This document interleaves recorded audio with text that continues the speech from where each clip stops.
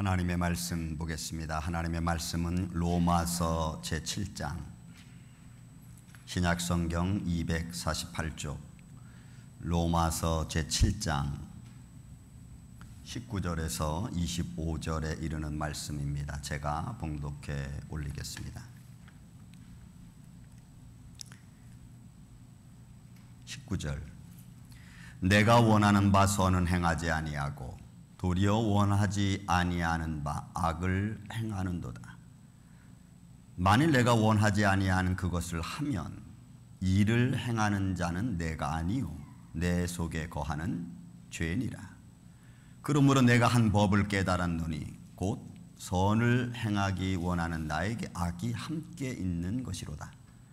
내 속사람으로는 하나님의 법을 즐거워하되 내 지체 속에서 한 다른 법이 내 마음의 법과 싸워 내 지체 속에 있는 죄의 법으로 나를 사로잡는 것을 보는도다. 오호라 나는 공고한 사람이로다. 이 사망의 몸에서 누가 나를 건져내랴. 우리 주 예수 그리스도로 말미암아 하나님께 감사하리로다.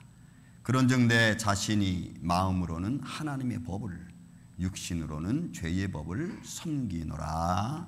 아멘. 기도합니다. 예수님 감사합니다. 생명의 말씀을 주심을 감사합니다. 이 말씀을 가지고 이 시간 우리가 은혜를 나누고자 합니다.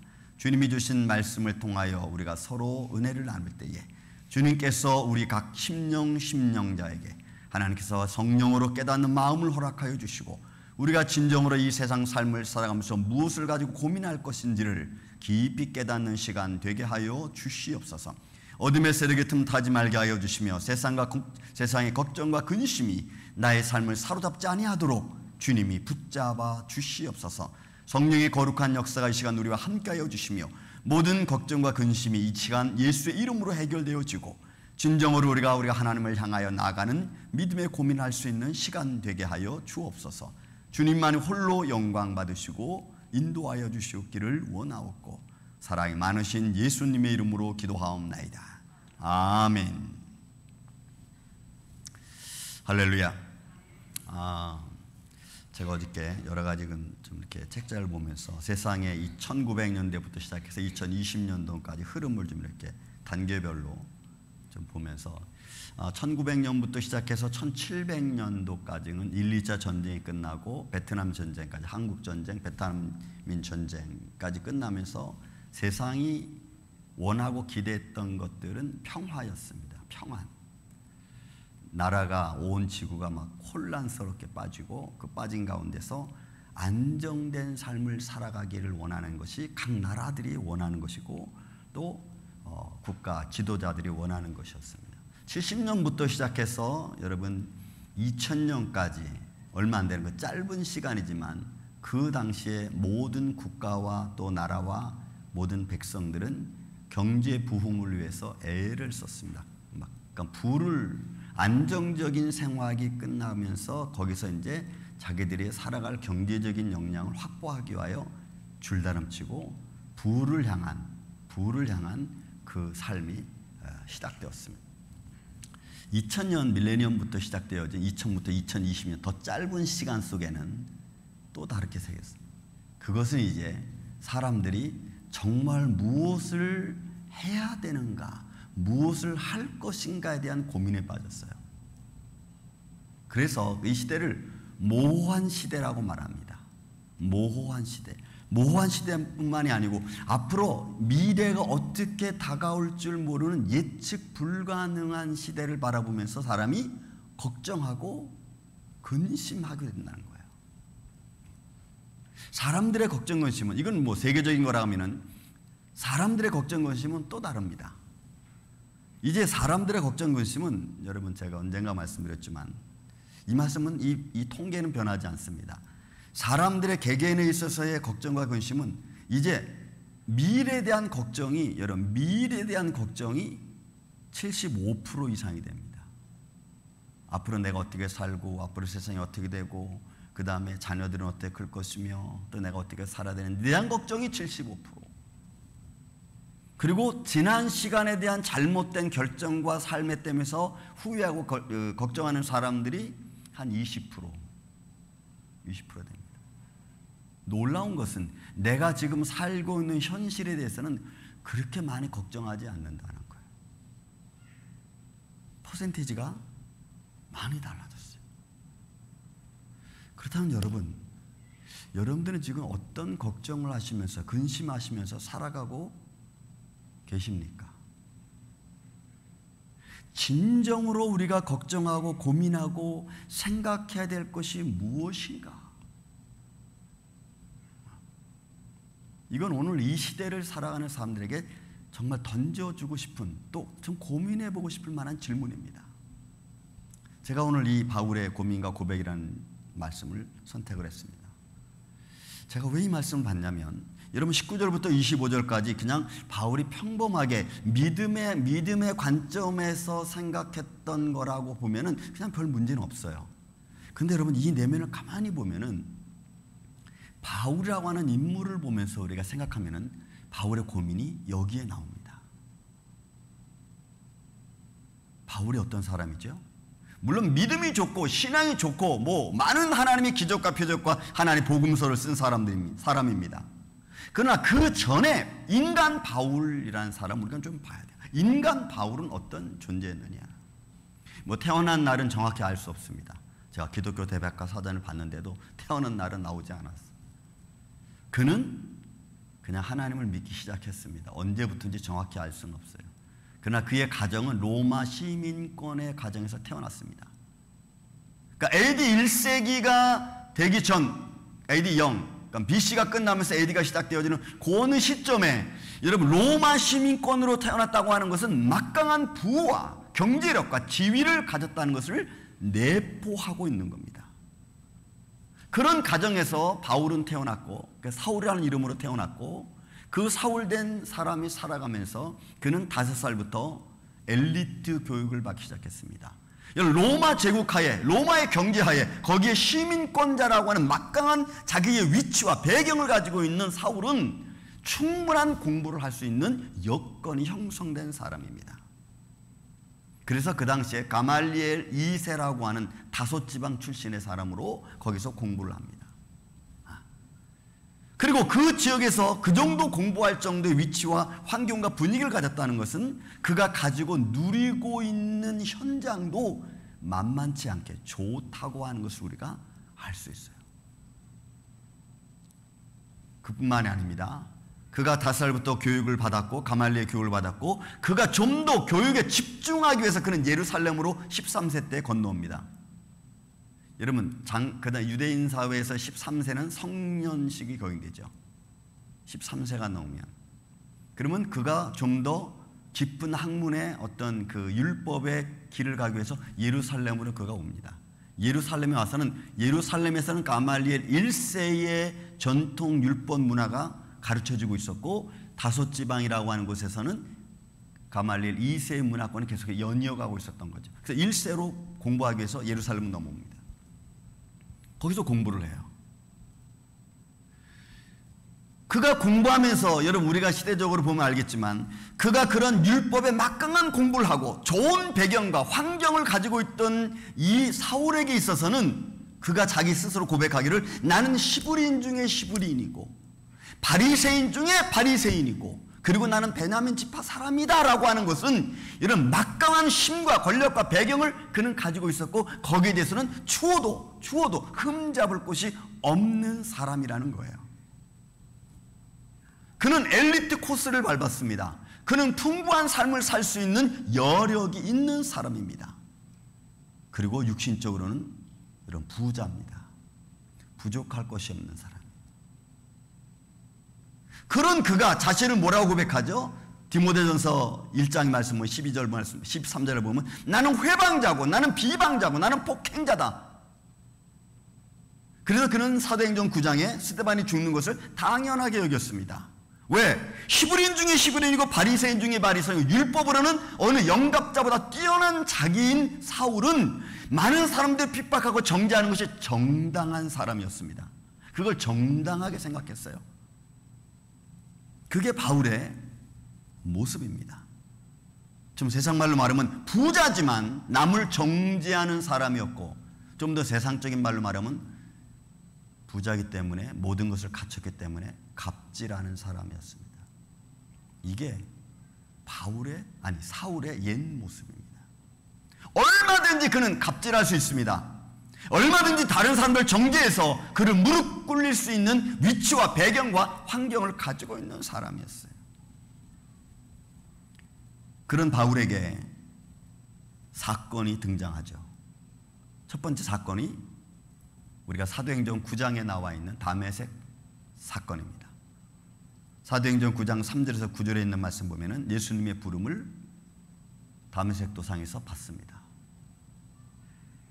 누구십니까? 묻는 거죠. 그의 질문은 나를 부르는 자가 누굽니까? 왜? 생전 들어보지 못했죠. 자기의 학문과 배경과 자기의 백그라운드 가지고서는 전혀 들을 수 없는 그 음성을 듣습니다. 그래서 그가 그 음성을 듣고 첫 마디가 뭐예요? 누구십니까?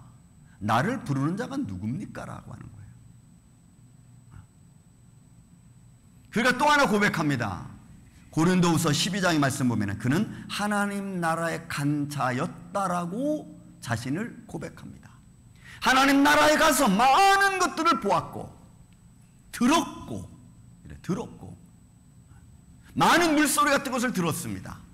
그렇지만 내가 말할 수 없다 그랬습니다. 너희가 지혜가 부족해서 이해할 수 없어서 내가 말할 수 없다 그랬습니다.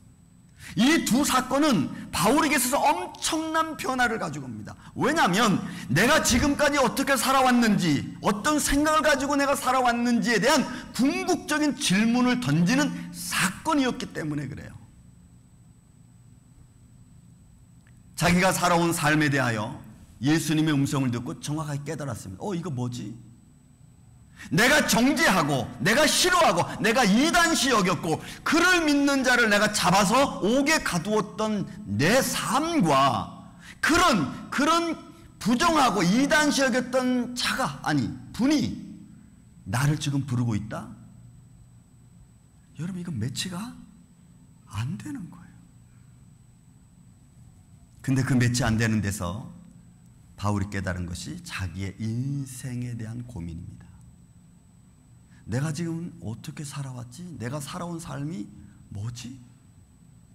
나는 정당하게 살아왔다고 내가 지금까지 생각하고 있었는데 그 삶이 잘못됐다는 거예요. 여기에 바울은 고민에 빠지는 겁니다. 하나님 나라를 보기 전에는 자기가 보고 자기가 깨달은 것이 전부였고 그것이 최고였습니다. 그러나 하나님 나라를 보고 난 뒤에는 내가 지금까지 살아온 삶이 너무나 형편없고 보잘것없는 삶이라는 것을 알게 됐어요. 자신만만하게 살아온 삶이 별것 아니라는 것을 알게 됐어요. 자기가 건강한 줄 알았는데 정말 형편없는 병자라는 것을 그제서야 바울은 알았어요. 예수 그리스도를 만난 충격, 하나님 나라를 본 충격은 그의 생각과 삶을 완전히 180도 바꾸어 놨습니다. 만나기 전에는 율법과 규례가 전부였죠.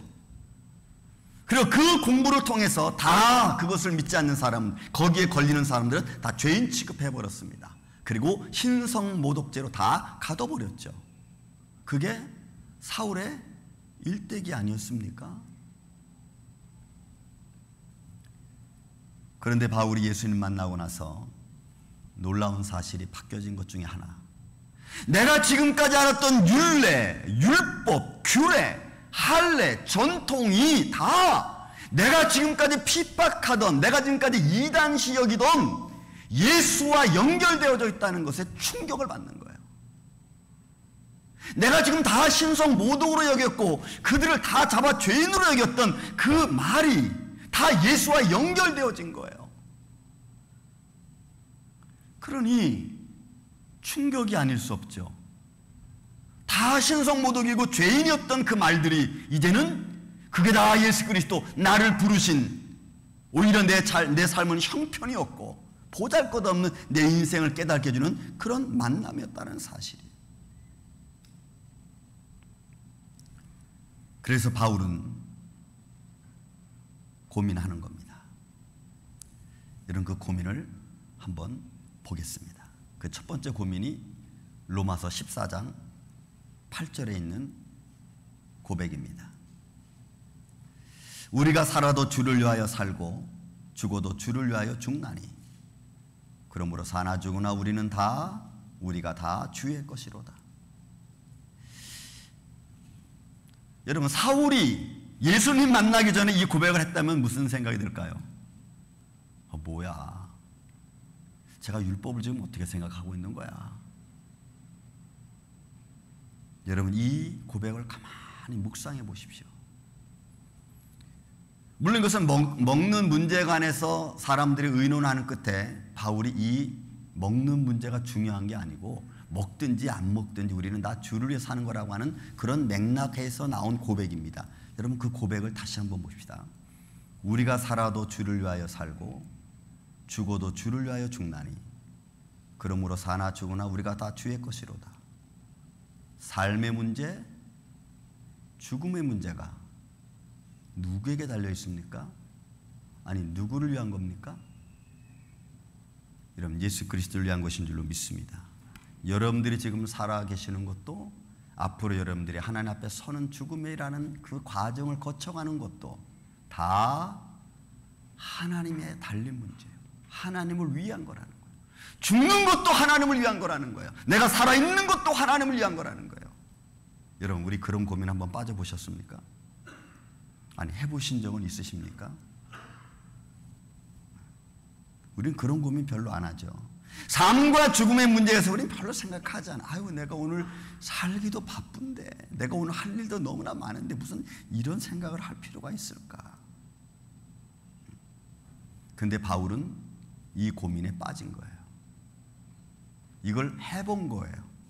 왜 해봤냐면은 그가 자기의 삶, 예수 만나기 전에 자기의 삶과 예수 만난 후에 자기의 삶은 완전히 달라졌거든. 완전히. 하나님의 영광이라고 하는 것은 오직 율례와 규례와 법도를 지키고 자기가 의롭게 살아가는 삶이 전부라고만 생각하고 있었어요. 그래서 율법에 말하는 음식 먹지 않고 갈라지지 않은 동물들을 먹지도 않고 손에 대보지도 않고 비늘 없는 고기는 먹어보지도 않고 다 헛된 것으로 치부하고, 그리고 말씀 어기고 이런 장로의 유전 지키지 않으면 다 신성모독죄로 감옥에 가두고,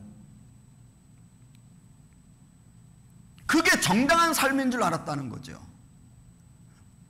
그런데 이 하나님 나라를 보고 온 후에는 내가 무엇을 위해 사는지를 이제 깨달은 거야. 내가 먹는 것도 입는 것도 내가 자는 것도 내가 무엇을 행하든지 이게 다 하나님의 영광을 위한 것이라면 지금 내가 무엇을 먹는 거 그렇게 중요하지 않다는 거지. 이거는 이래서 못 먹고 저건 저래서 못 먹고 죽는 것만 아니라면 여러분, 그게 그렇게 중요하지 않다는 거예요. 그래서 바울이 먹는 문제를 놓고 의논할 때, 로마서 14장에 보면 먹는 문제를 놓고 의논할 때 바울이 이 문제를 툭 던지는 거예요. 자기는 생각해 봤거든. 그리고 여러분, 이 고백을 할 때는 이미 예수 그리스도를 만난 후에 그는 복음을 전하기 위해서 수많은 고생을 했습니다. 강족의 위험과 강의 위험과 동족의 위험과 또 그다음 먹지 못한 위험과 자지 못하는 위험과 많은 어려움을 겪고 났어. 그런 과정을 겪고 나니까 이거 별거 아니구나. 내가 한 끼 굽고 안 굽고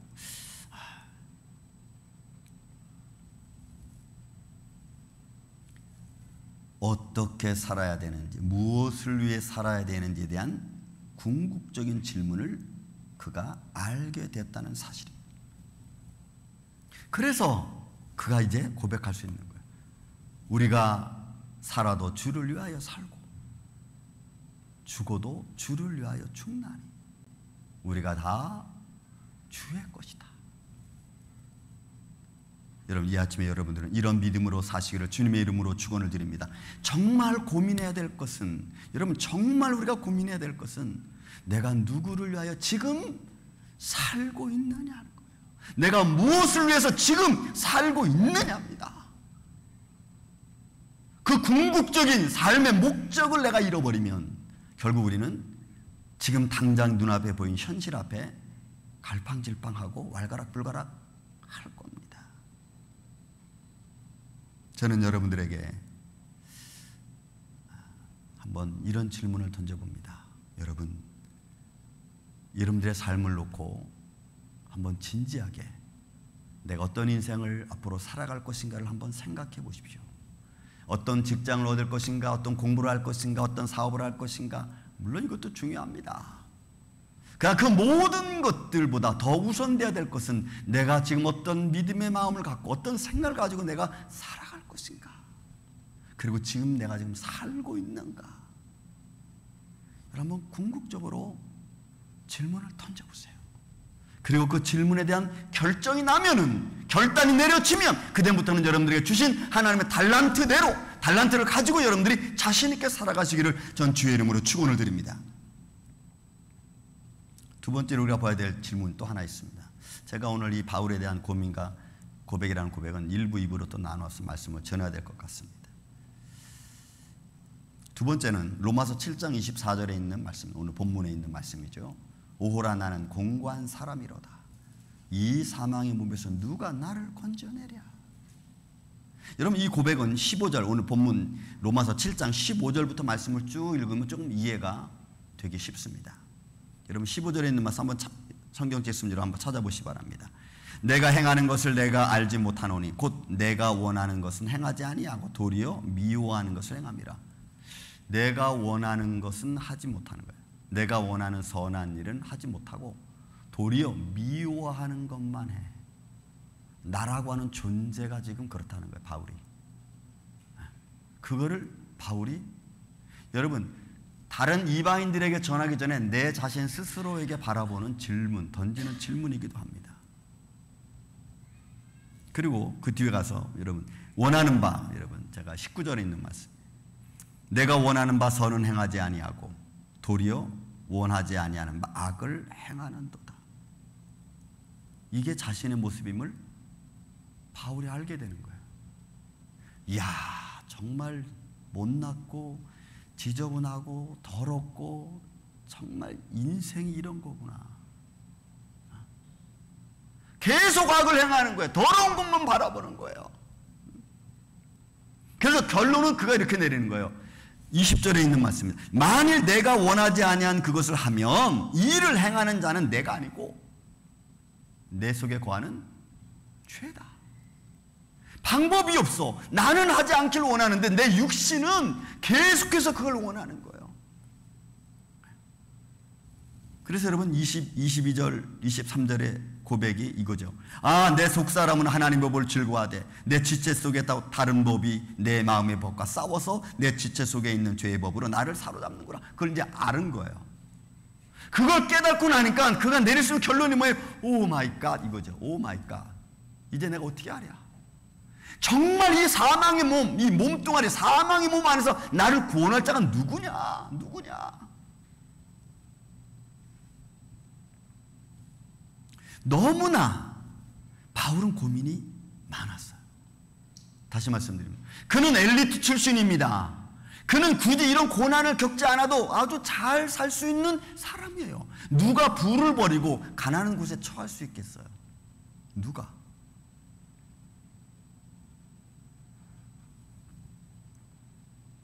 제가 그래서 도미니카 우리 최강규 목사님 30년, 그분은 이제 이중 국적자이십니다. 미국의 시민권도 있고 도미니카 국민이기도 하고 30년 지금 넘으셨죠. 30년 그 교회가 설립된 지. 그 도미니카 공회에서 거기서 공부하시고 그리고 교회를 개척하시고 원주민 교회로다가 그렇게 성장시키면서 살아왔던 그 삶의 기간들을 제가 가서 쭉 듣고 보면서 참 마음에 감동을 많이 받았어요. 좋은 곳이 충분히 준비되어져 있는데, 그렇게 갈 수 있는데 왜 굳이 이렇게 가셨을까? 어떤 고민이 있었기에, 하나님의 부름이 얼마나 컸기에 그런 결정을 내리셨나? 바울은 자신의 이런 모습을 보는 거죠. 보면서 자기 육신의 연약함을 철저하게 깨달은 거예요. 내 육신의 몸으로는 아무것도 할 수가 없구나. 그 아는 거예요. 그건 자기 육신에 대한 심각한 그런 고민을 깨닫고 나서 그가 한 고백이 오호라 나는 공고한 사람이로다.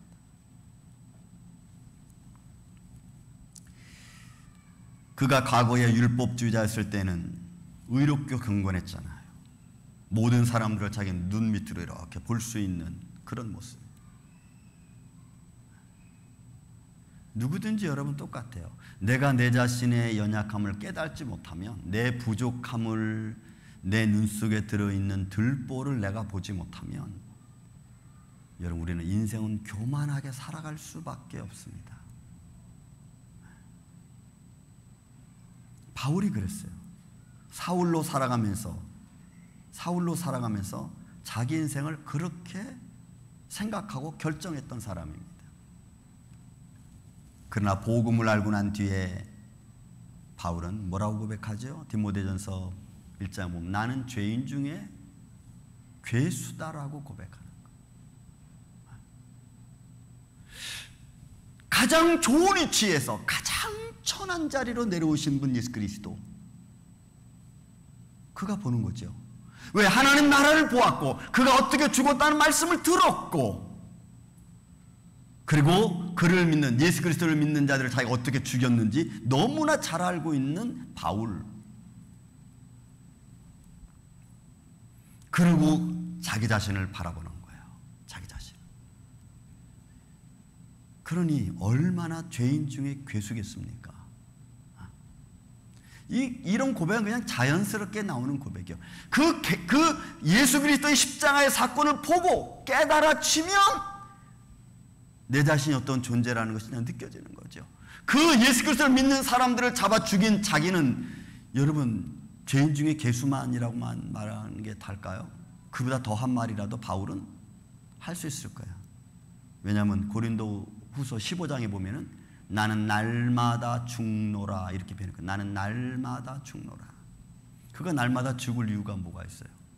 자기 인생, 자기 육신을 생각하면 날마다 죽어도 현찮을 정도로 형편없는 존재라는 것을 바울이 알게 되는, 깨닫게 된 거죠. 사랑하는 성도 여러분, 우리는 지금 어떤 고민을 하면서 살고 계십니까? 어떤 고민이 가장 나를 힘들게 하고 또 어떤 고민으로 우리가 지금 살아가고 있습니까? 내 속사람으로는 하나님의 법을 즐거워하되 내 지체 속에서 한 다른 법이 내 마음의 법과 싸워서 내 지체 속에 있는 죄의 법으로 이끌어가는 육신을 가진 나, 저와 여러분, 우리는 매일매일 싸우고 매일매일 죽어야 되지 않겠어요? 그런 신앙적인 믿음의 문제를 놓고 우리가 좀 고민해보고 좀 생각해봐야 되지 않겠어요? 점점 시대는 가까이 오고 말은 종말이다, 마지막 때라고 말은 가까이 하는데 내 삶은 변화되지 않는 내 모습, 이거 누가 책임질 겁니까? 여러분들의 생명을 누가 책임질 겁니까? 내 자신에게 달려있어요.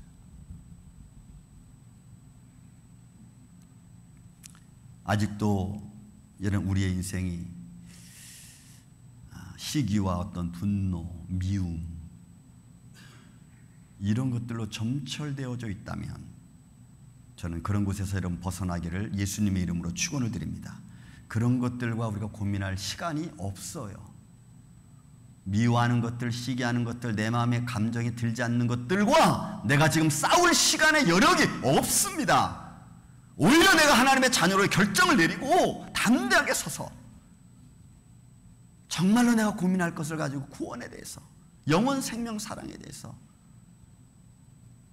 여러분들 마음에 든든한 믿음을 갖고, 그리고 육신의 몸을 가진 우리가 하나님의 영광을 위해 살 수 있도록 여러분들 이 시간 믿음의 결단을 내리고 저는 매일매일 십자가 앞으로 여러분들이 달려가시기를 예수님의 이름으로 축원을 드립니다.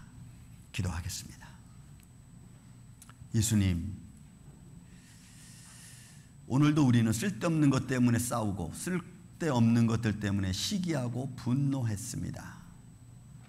아직도 그 분노의 소리는 헤어나오지 못했고 미움이라는 곳에서 우리는 아직도 갈팡질팡하고 살아가는 인생들입니다.